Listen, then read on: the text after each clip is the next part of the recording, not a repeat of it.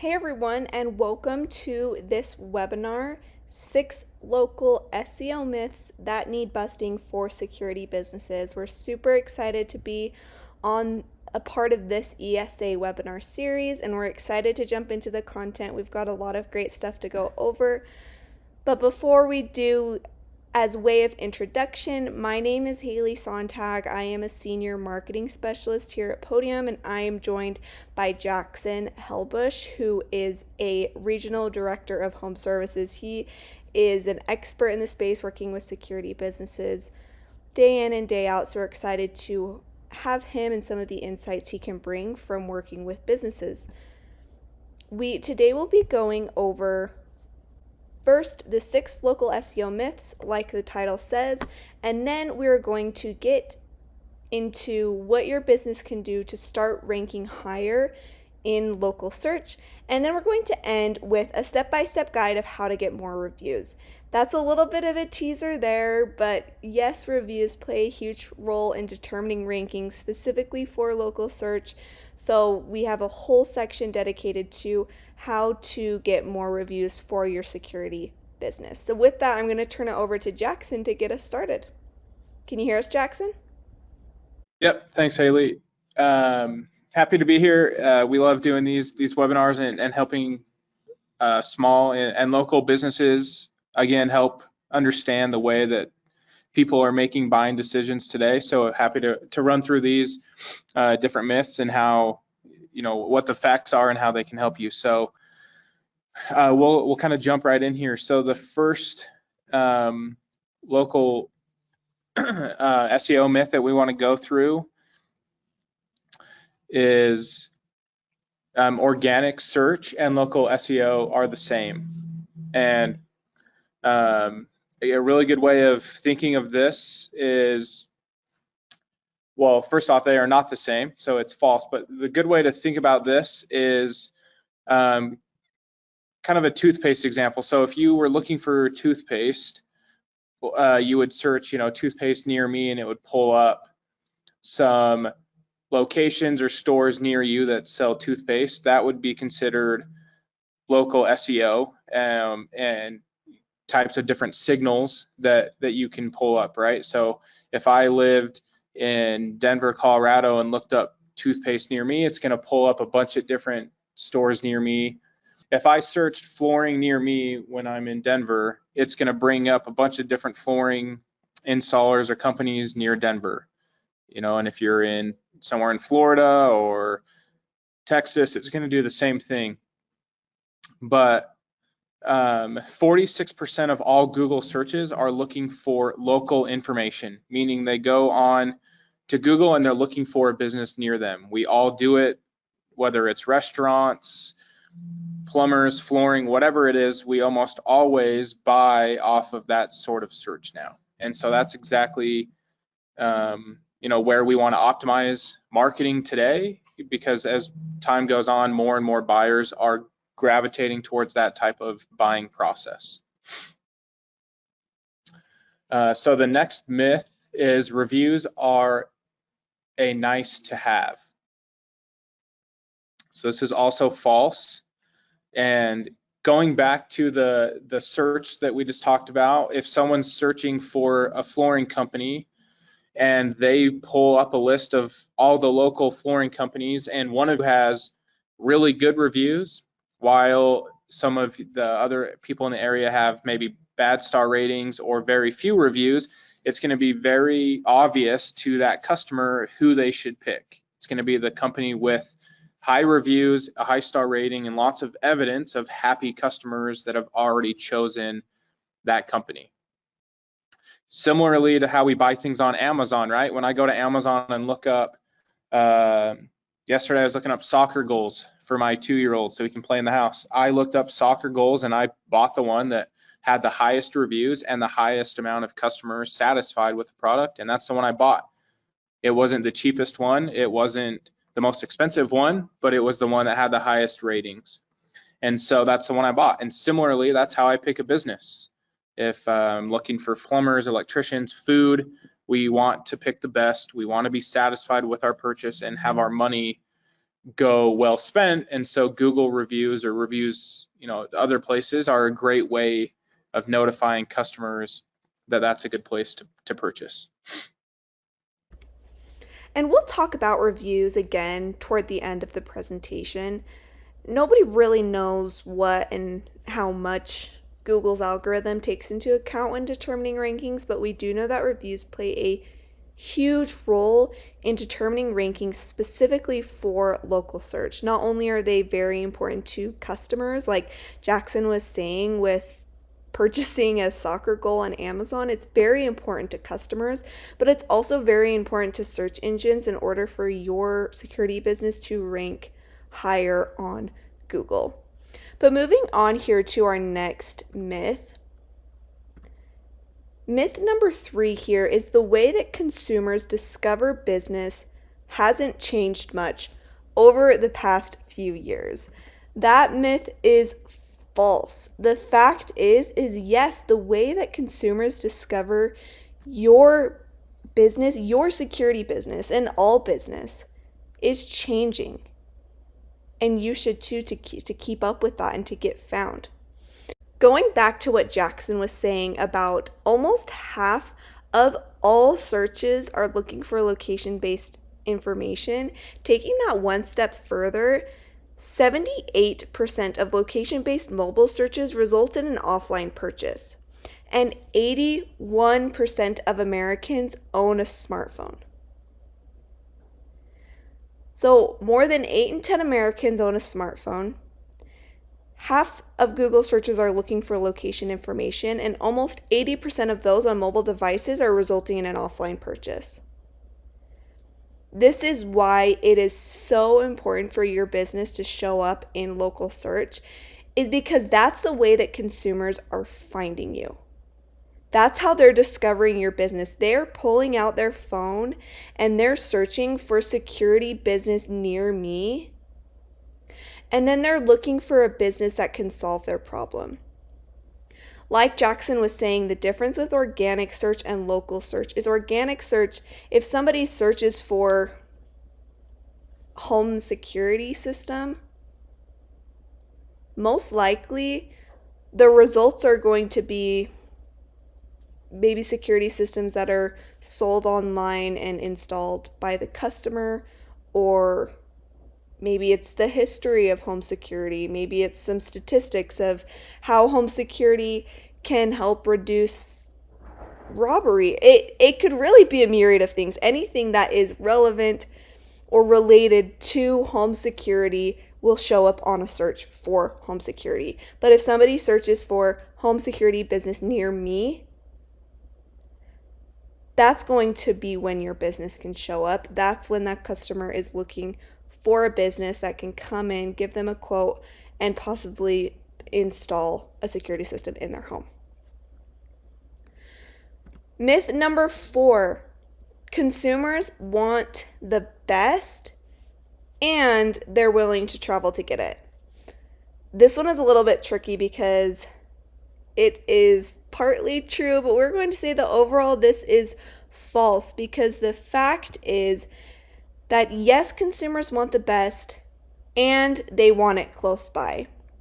These two stats we have here on the slide really drive this point home with yes, consumers want the best and they want it close by. So searches for best burger have increased 400% year over year. Yes, this search is for best burger, but the number would be very similar if it were for best flooring company, best plumber, best roofer, best dentist, best security system installer. Those searches, those best type searches, have increased 400% year over year. However, near me or close by type searches grew by more than 900% over 2 years. So yes, consumers are looking for quality and convenience. They're looking for a business that can help solve their problem, give them great service in a way that is convenient for them. So myth number 5 is print and online advertising drives in person visits. And while that could definitely help in some areas. The overwhelming results here is that it is false. And the number one reason here is we are now living in a digital age. People, no longer really check their mail. I know I don't. When I get the mail, most of it's junk and I throw it away almost immediately before I even get back inside the house. And we now, like Haley said, almost all of us have smartphones. And so a couple of pretty crazy stats that I think are really impactful for businesses today is that 88% of searches for local businesses on a mobile device either end with a call or visit to the business within 24 hours. So again, if I need something, I'm going to pull out my phone and search for it, and then I'm going to go get it.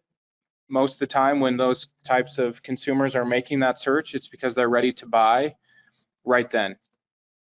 And then another pretty crazy stat is 85% of consumers say they've looked up a business's reviews while right outside their storefront to decide whether or not they should go in.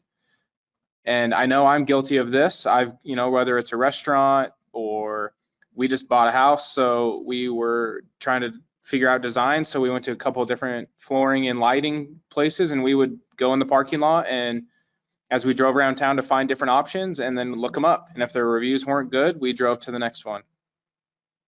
And so as nice as having, those prints or a nice looking storefront, unless you can drive people to the storefront, it's not going to help you. And reviews play a very big part of that, as I can quickly see what an actual customer's experience was with your business and if they were satisfied. And if the overwhelming answer is that they are not, I'm going to go spend my money somewhere else where I have that immediate trust based on what your reviews tell me when I find you online. Which kind of leads directly into the next myth. Google just prioritizes the best ranking businesses regardless of whether or not they are local. This is also false.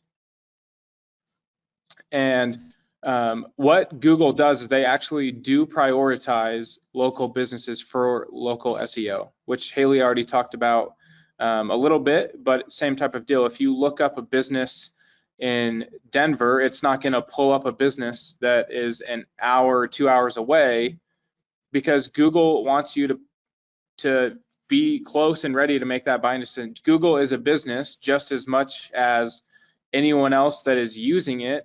Google is a business the same way. If I can't find local businesses on Google, I'm going to start using something else. And if I don't find a business on Google that I trust, I'm going to stop using Google and go somewhere else. And so it's really important that you guys and businesses in general today optimize their local SEO, because Google wants people to continue to use Google. And the only way they do that is by their customers continually being satisfied with the businesses that they can find and choose on Google. So there's a couple of different things that helps determine where you are ranked on Google's local searches. One is relevance. Does your listing match what the consumer is searching for? So if I was anyone on this call or looking to increase their local search, I would go online and make sure that your Google My Business page has the exact service that you provide. Then that naturally helps you when someone searches locally that you will pull up. To go hand in hand with that is distance. How close is your business to the searcher? Again, if I search in Denver, it's not going to pull up businesses an hour or two away, given that there's good local businesses in Denver for me to choose from. And again, we still have to remember that people are looking for what looks like the best and the most convenient. And a huge way of making that known is, again, your reviews. And then again, prominence. Is your business prominent in the offline world? Is your business reviewed regularly? A big part of where you show up in local search is your ability to get frequent, happy customers leaving reviews, so that when Google promotes your business and you show up in these local search rankings, Google knows you're a high-rated business that satisfies its customers and provides good work, and that's going to continue to help you as well.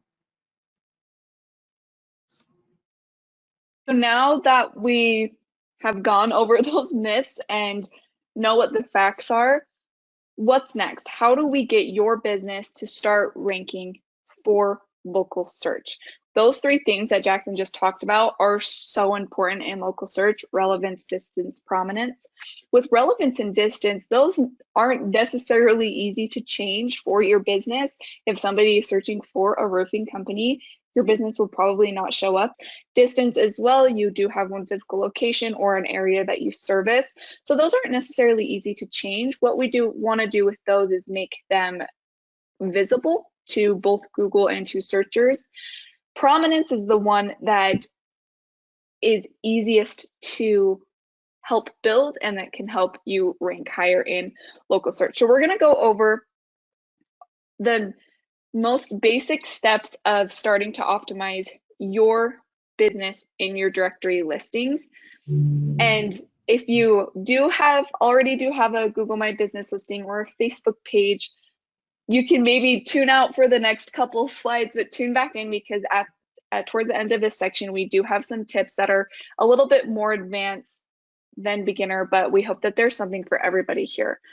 So here are the main tips to optimizing your listing. We'll jump into each of these in a little bit more detail. Claiming your listing, updating details, uploading photos, including keywords in your descriptions, and then keeping your hours of operation up to date. Before we jump into them, we do have a pro tip while you're either creating these listings or updating your listings. And when we say listings, these are places that your business is going to show up, where customers are searching for you. We'll talk a lot about Google, since that is the most preferred search engine of choice, but this could also include Facebook. It could include Better Business Bureau. It could include anywhere where your business would be listed. A pro tip with these listings is, it seems really simple, but it's really important. Make sure that your name, address, and phone number, this is known as the NAP, that they are exactly the same on all of your profiles and on your website header and footer.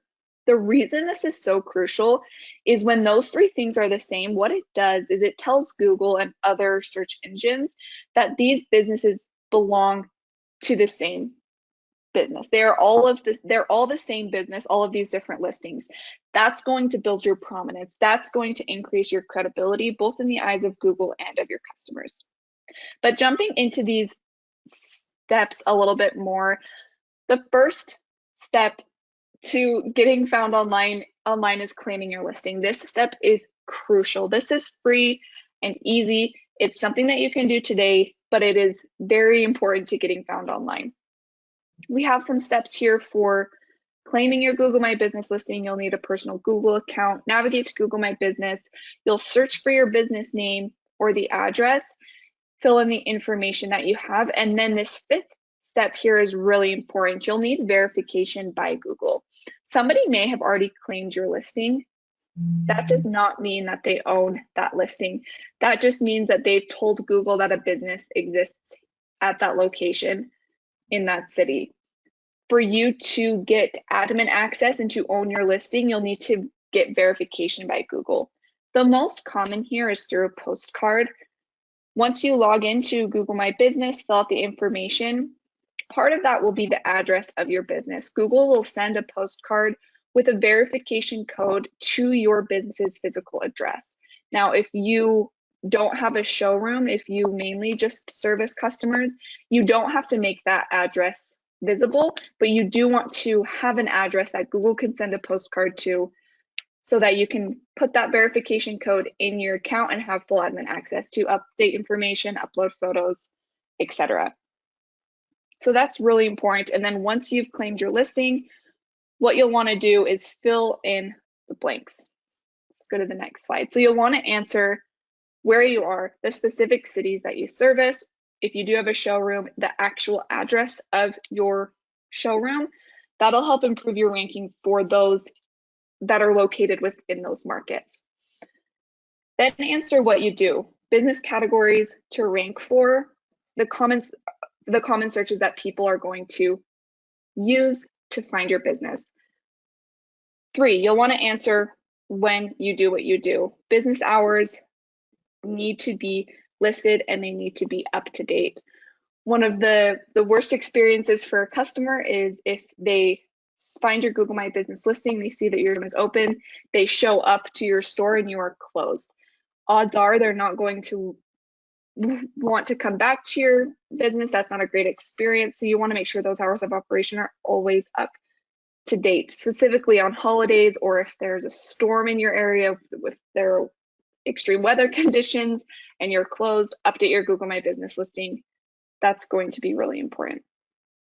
So once you've done that, those are the three most important things. And then once you've done those, you can move on to adding photos. Attractive photos will draw people's eyes to your listing, and profiles with pictures see 35% more click-throughs than businesses that don't. Then you'll want to add metadata. Metadata to your images will help boost your ranking without making those keywords directly visible to searchers.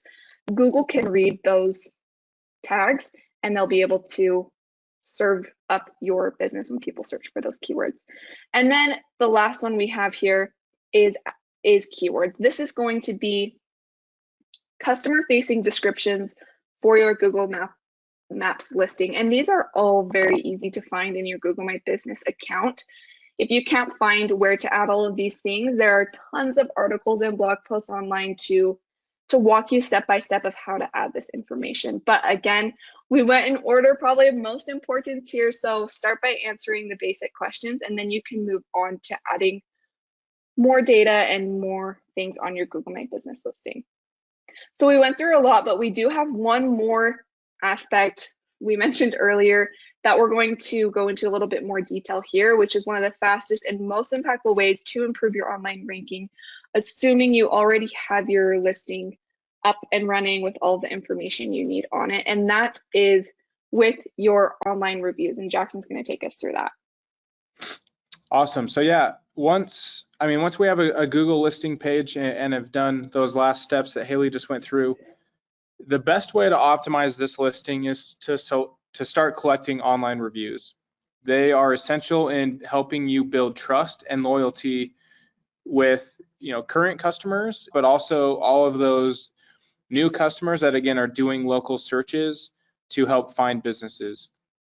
And some pretty interesting stats that again back this up are 87% of consumers say reviews influence them in discovering a local business.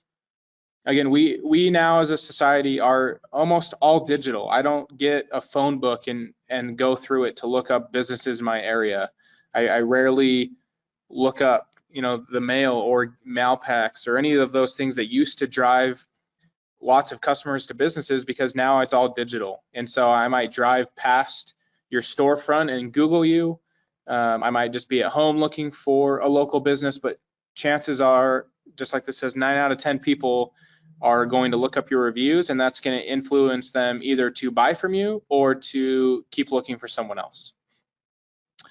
Off of that, 46% of consumers have read an online review in the last 3 days. So just under half of your customers have read a review in the last 3 days. And again, as soon as we are in that buying decision mode, we are using these reviews to make and purchase goods or services. And so the better and more reviews you have, the more likely you are to have those customers reach out. And then to back that up, 3.3 stars is the minimum star rating of a business consumers have agreed they will engage with. Obviously, the higher the star rating, the better. And really, we want to be above 4 stars, especially if you live in a competitive area. The lower the star rating, the lower the chances of someone picking you compared to other local businesses if they have similar reviews and a higher star rating. So again, it's very competitive. Everyone is, for the most part, now going online and looking up businesses and buying based off reviews. So it's really important that we continue to build that out. And kind of going off of that 4-star rating, 67% of a local businesses report on an average review rating of 4 stars or above. So again, 3.3 might be the lowest that people would consider, but you need to have above a 4-star rating to stay relevant as consumers and businesses focus more and more on standing out with reviews. So that kind of leads us to the question of how do you get your business to stand out when other businesses have high star ratings and continue to push reviews? And that leads us to the next step, which is not all reviews are created equal. So 83% of consumers agree or somewhat agree that reviews must be recent and relevant in order to care about them.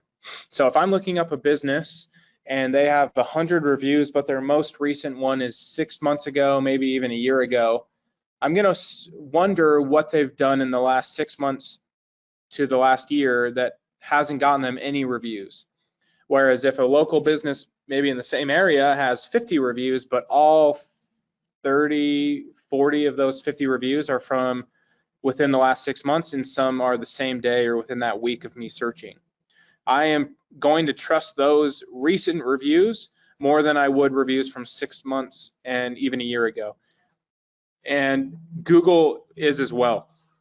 Because again, if we think of Google back as a business, they want to support businesses that are doing good work now. And if you can prove through your reviews that you're doing good work in the moment at the time closest to when that customer is searching, again, it's going to help you stand out and drive more traffic to your website or your storefront.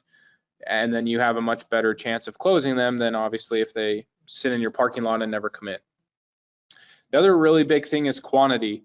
69% of consumers agree that they don't trust a high review rating unless there is a high quantity of reviews. So, reviews aren't easy. A lot of businesses out there have 5, 10, 15 reviews, but that's not really comforting to a customer. And I want to know right off the bat that I am getting with a company that I'm going to be happy with, not only with the product, but the service and the end result. And so quantity and recency go really hand in hand in ensuring that customers not only see your reviews, but look them up and see, oh, this business got a review 3 days ago and a week ago and things like that. The other nice thing about continually getting new reviews is that when you do get a negative review, which is bound to happen, nobody in the world expects you to please every single customer you guys see. Reviews that aren't 5 stars are going to happen, and the best way of combating those is to bury them with recent positive reviews that show it was a fluke, it was a one-off customer, and then obviously we can respond to that customer, trying to make it right. They can update their review later on. But those are some very easy ways of continually getting in Google's good graces, as well as local searches for when your potential customers are doing that search. Which kind of leads us to our last step, which is how to gather high quality reviews. And Haley's going to take that over. Yeah, Jackson was talking about those 4 areas that Google looks at with reviews, which is the recency, frequency, quality, and quantity. So because of those 4 areas, you'll want to make sure to be getting a lot of reviews on a consistent basis instead of just large quantities at once, and that'll help build your prominence online like we talked about and help you rank higher in Google. So a few steps we have here for gathering high quality reviews is number 1, deliver high quality customer service. This may seem simple or obvious, but like the slide says here, focusing on the customer experience will help you build an army of advocates willing to ride or die for your business. Delivering high quality service is for sure the first step in getting more 5-star reviews if you're providing that service. But we see that even when businesses are delivering high quality customer service, a lot of times it's only those few customers that have a bad experience that are actually willing, or who actually do go leave a review online and a negative review. So how do we get more of the happy customers to leave reviews? Well, you'll want to set expectations for reviews and determine the right timing to send that review request invitation. A pro tip for this, and feel free to hop in here, Jackson, if you have any insights into what you've seen in businesses do that work. But figure out the best timing for sending a request invitation. Figure out your customer's journey and what's going to work best within your business for sending that review invitation. Let them know when they'll be getting the review invitation, how they'll be getting it, and why it's important for your business. Do you have anything to add there, Jackson?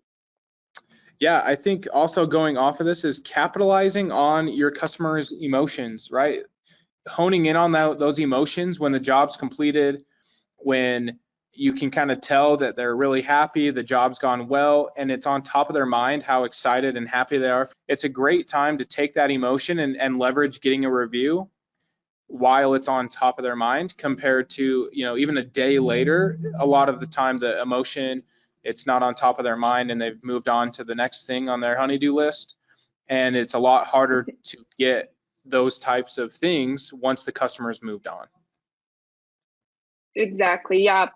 Play on that happy moment for them. Even with that, though, we do see that doesn't necessarily always get more people to leave reviews. So the last tip that we have, that's another really important aspect of this, is invite via text. The truth is almost 80% of customers are willing to leave a review if you ask them, but a lot of them don't. And why don't they? It's because there's friction in the process. Maybe they don't know how, maybe they forget, maybe there are barriers for them. They don't want to pull out their phone, navigate to Google, find your business, find where to leave a review, type the review, press send. That's too many steps for them, especially if they don't know how. So eliminate those barriers by sending them a text with a link directly to your Google My Business listing and where they need to leave a review. We could do a whole other webinar on the importance of texting and messaging your customers, because that's the most preferred method. But a couple of crazy stats we have here is that text messages have an open rate of 99%. And 90% of those are opened within 3 minutes of being received. So if you offer great service, you let a customer know that you're going to be sending them a text with a review invitation, and then you send that text, which would take their journey down from 10 clicks to 3 clicks to leave a review.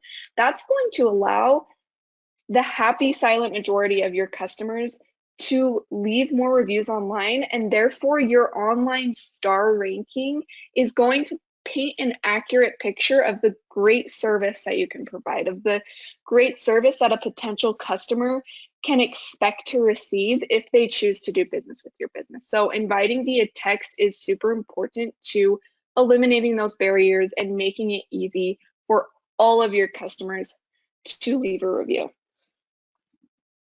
That is everything that we have for today. This webinar was chock full of information, so if you're on here, I know everyone will receive a recording of this, so feel free to go back and watch this. If you try some of these tips and they work or they don't work, feel free to give us your feedback. You can reach out to us at any of the ways on your screen, or if you have any questions or want to use this as a resource, feel free to reach out to us. We'd love to talk with you. We work with thousands of local businesses to help them rank higher and then message their customers, make their customer journey more convenient. So let's look at some of the questions that have come in throughout. Let's see, we do have one question here. We still have some old school customers who prefer to call or stop by to talk. Would you still recommend texting them for a review? Jackson, do you want to take this one and answer this one? Yeah, that's a good question. The reason that we operate via text is because it has a much higher rate of being opened and responded to compared to phone call or email. Obviously, there's certain demographics and certain areas, where that's not going to make sense. And Podium can be used via email. So if people prefer to have the invite sent via email, you certainly can. We just see much better results via text because it gets to the customer instantaneously. They see it much faster than they would in email, and so you're much more likely to, again, take advantage of that emotion that's right there when the job is completed. But you certainly can give them instructions over the phone and email them the invite. It's just not as likely to return a review from the results that we've seen. Okay, another question that came in here is, I know that Yelp is a separate issue. Can you talk about that in relation to your topic? Online reviews and comments drive some of us crazy. People can say anything. Yes, that is a great question. Yeah, that's a good question, Brian. So we don't work a ton with Yelp, as they don't really play nice with others as far as allowing you to ask and solicit reviews. They want it to all be the customer just does it themselves. One of the advantages of using something to solicit reviews is you can easily see what reviews are coming in and from who, and then quickly respond to them as well. Like I mentioned during the actual presentation, we understand, and I'm sure you guys do as well, that negative reviews are going to come in. Some will be from probably people that aren't even customers. We see that as well. And again, the biggest play there is just to be able to get frequent good reviews to maintain that high star rating and make it so that those unhappy customers, or the ones that, like you said, say whatever they want, don't affect your local search or rankings like they would if you don't have anything in place. And in terms of Yelp, like Jackson was saying, it's a little bit different with their review policy. Yelp's terms and conditions does not allow businesses to solicit reviews from customers. So a lot of the content that we gave earlier about setting up your listing, updating information, adding pictures, those tips can all help with your Yelp listings. However, you cannot solicit reviews from Yelp like you can with some of these other search engines like Google. Another question that we had come in here is, if a company doesn't provide cell phones, is there another way to text? I guess the short answer to this is yes, and there are tons of softwares out there. Podium is one of them. We'd love to see if that's a fit for you, but with Podium specifically, if you have the Podium app, your employees and technicians can have that Podium app on their cell phone, which will allow them to text and communicate with customers through the app. And on the customer end of that, those texts will be coming from one singular business cell phone that they can text back and forth with, and not necessarily with that one technician.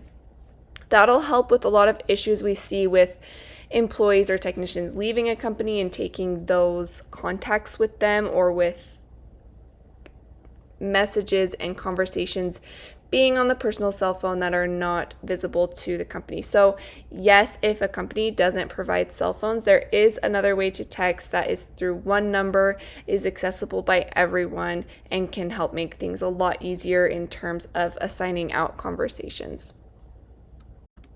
Okay, our last question that we have here is, do you need to pay Google to be on top of the list when people research? So there's a couple different options there. So in the map pack there, you can pay for Google Ads, which can put you at the top.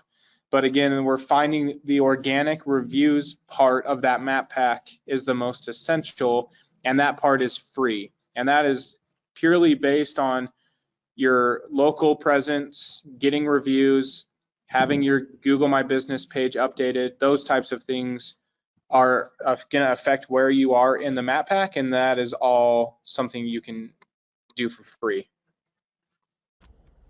Well, thank you everyone for joining this webinar. That's all the time that we have for questions. If we didn't get to your question, or if you have a question after the webinar, again, feel free to reach out to us at any of the ways there on the screen, and we'll make sure that your question gets to the right person so that we can get that answered. And thank you to ESA for letting us be a part of their webinar series, and we hope you all have a great day.